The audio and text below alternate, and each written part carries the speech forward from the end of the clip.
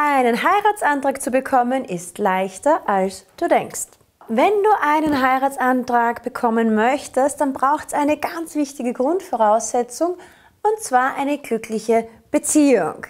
Also bevor du nämlich wirklich über Hochzeit nachdenkst, prüfe genau, ob dieser Mann wirklich der Richtige für dich ist, für eine langfristige Beziehung, für ein gemeinsames Leben.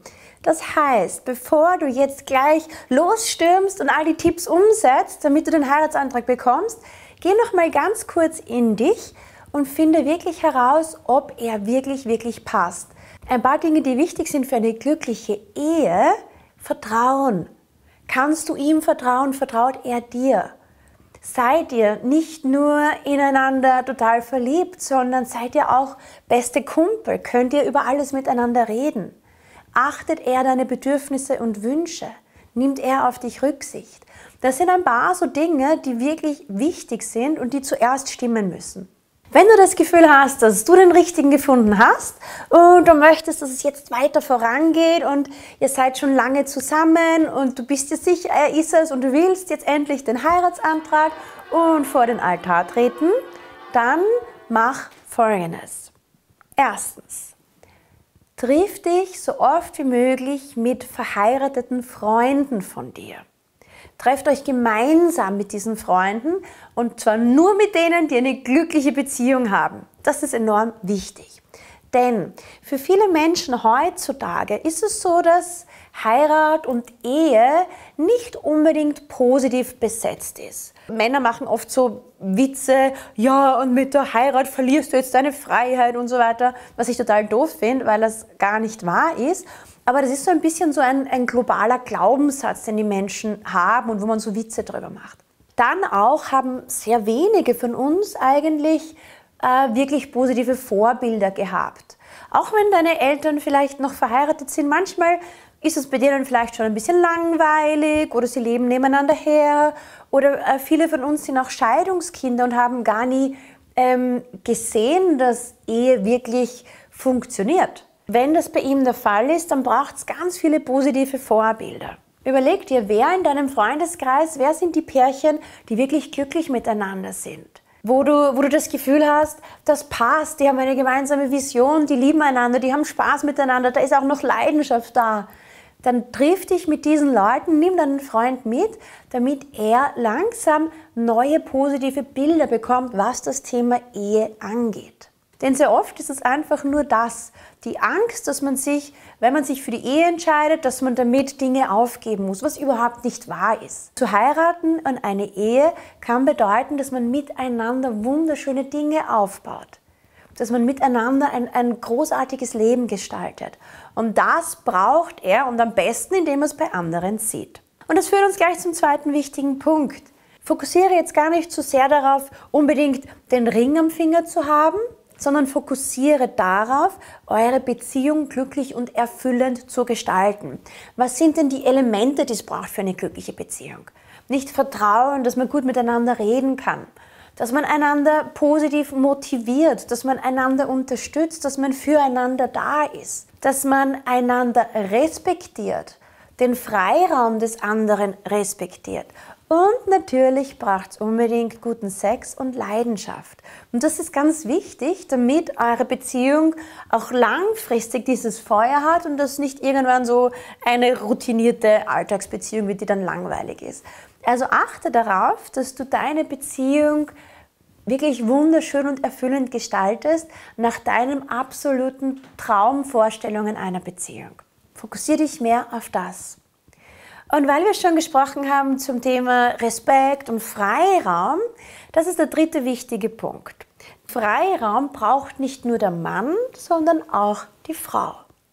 Und das ist enorm wichtig. Und auch wenn du langjährige Beziehungen anschaust, die Beziehungen, wo die Leute regelmäßig Abstand voneinander haben, funktionieren besser als die Beziehungen, wo die Leute aufeinander kleben.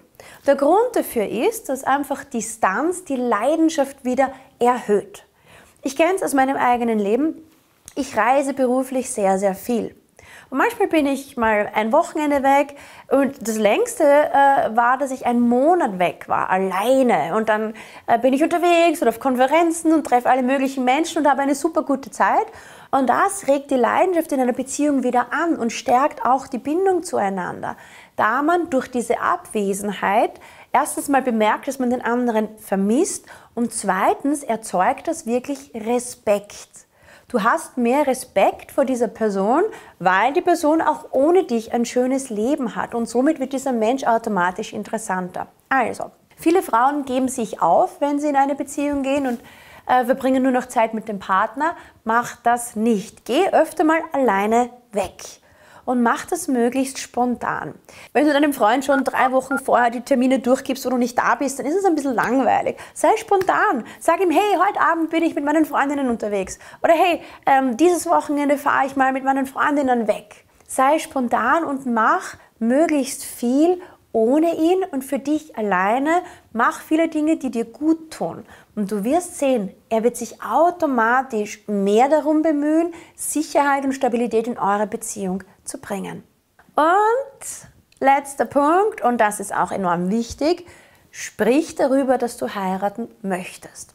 Du weißt ja, Männer sind ganz schlecht im Gedankenlesen. Menschen überhaupt und Männer sind, also Frauen sind ja noch, kommt mir vor, fast noch besser in ihrer Wahrnehmung, die kriegen mehr noch mit. Männer sind da irgendwie, ja, wenn du nie drüber redest, wird er nicht wissen, dass du es wirklich willst. Also, führe das Gespräch. Wenn du schon eine Zeit lang zusammen bist, sprich darüber, sag einfach, dass dir heiraten wichtig ist und erkläre ihm auch, warum. Und wenn du dann schon dabei bist, darüber zu sprechen, achte darauf, dass es ein positives Gespräch ist.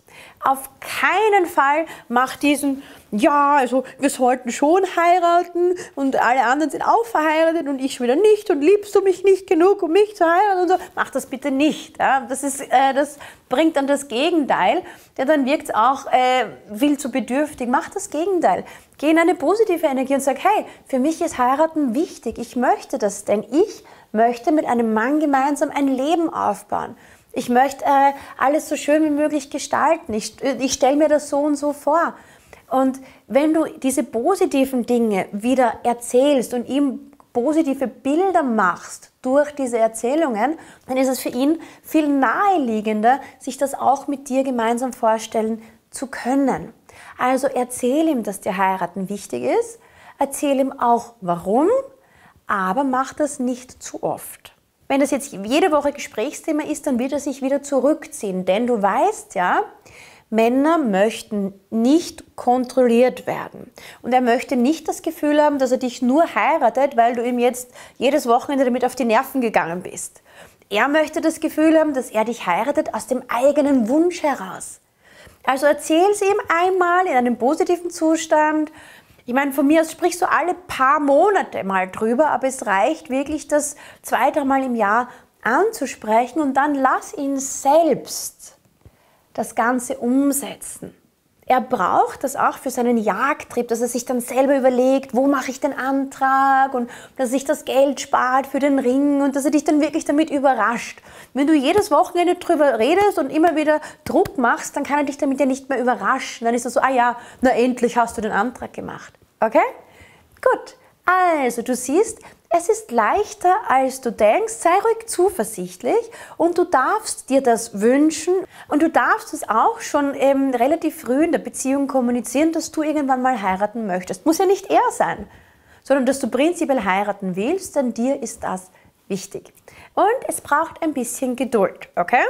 Also wenn du diese 4 Tipps anwendest, ich schätze mal zwischen einem Monat und vielleicht 12 Monaten, je nachdem wie schnell er begreift, wird diese Strategie auch funktionieren. Also ich drücke dir die Daumen und vielleicht ladest du mich ja sogar zu deiner Hochzeit ein. Wenn du mehr darüber wissen möchtest, wie du dein Selbstbewusstsein stärken kannst und mich auch persönlich kennenlernen möchtest, dann komm zum Erwecke die Königin Seminar. Dort zeige ich dir, wie du Muster aus der Vergangenheit überwindest, wie du auch innere Kindheilung erfährst und wie du die Königin für ihn wirst. Ich freue mich, dich persönlich zu sehen.